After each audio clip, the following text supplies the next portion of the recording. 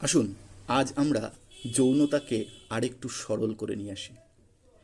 মানুষের জীবনে যৌনতা শুধু শারীরিক বিষয় নয়, এটা মনস্তত্ত্ব, আবেগ এবং সম্পর্কের গভীরতার সঙ্গেও জড়িত।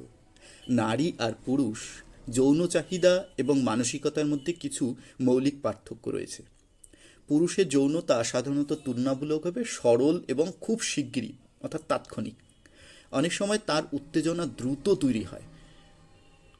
যেমন সাধারণত কোনো মহিলাকে মনে করা, তার শারীরিক আকর্ষণ, ছোট কিছু কল্পনা করা যৌন আগ্রহগুলো জাগিয়ে তোলে তাড়াতাড়ি। অনেক ক্ষেত্রে যৌনতা তার কাছে একটা নির্দিষ্ট লক্ষ্য, যা সে দ্রুত অর্জন করতে চায়। পুরুষের ক্ষেত্রে যৌন উত্তেজনা যদি তৈরি হওয়ার জন্য সবসময় গভীর আবেগ বা ভালোবাসা অপরিহার্য হয় না। কল্পনা, দৃশ্যগত উদ্দীপনা, শারীরিক আকর্ষণ অনেক সময় তার জন্য যথেষ্ট। হরমোনের প্রভাবের কারণে অনেক পুরুষের যৌন চাহিদা তুলনামূলকভাবে নিয়মিত ঘন ঘন হতে পারে এবং তার আগ্রহের সংকেতগুলো প্রায়ই সরাসরি ও স্পষ্টভাবে প্রকাশ পায়।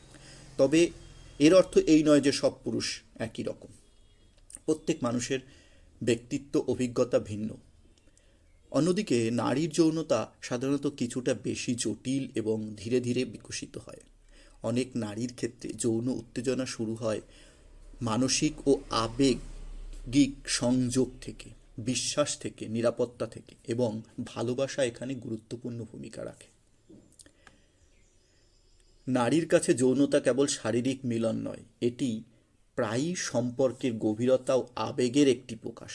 অনেক নারী শারীরিক ঘনিষ্ঠতার আগে মানসিক সংযোগ, কোমল আচরণ, যত্ন এবং আবেগপূর্ণ কথোপকথনকে গুরুত্ব দেন।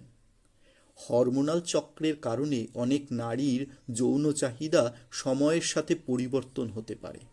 তাদের আগ্রহের সংকেত অনেক সময় সূক্ষ্ম ও পরোক্ষ হয়।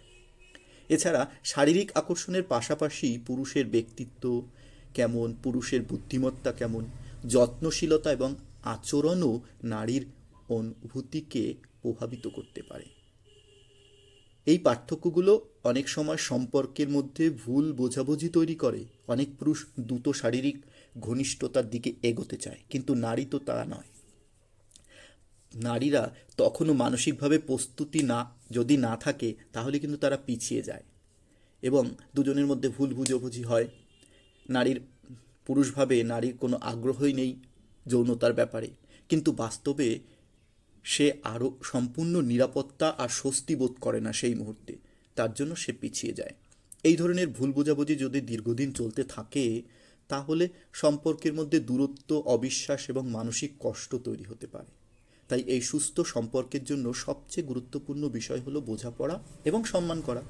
তাই আমরা আসুন না, নারী পুরুষ দুজনেই আলাদা মানসিকতা ও চাহিদা নিয়ে এক সম্পর্কে থাকি না কেন, তবুও নিজেদের ভিন্নতা অস্বীকার না করে যদি আমরা তা বুঝতে এবং সম্মান করতে শিখি, তখনই সম্পর্ক কিন্তু সত্যিকারের অর্থে গভীর, সুন্দর এবং যৌবনপূর্ণ হবে।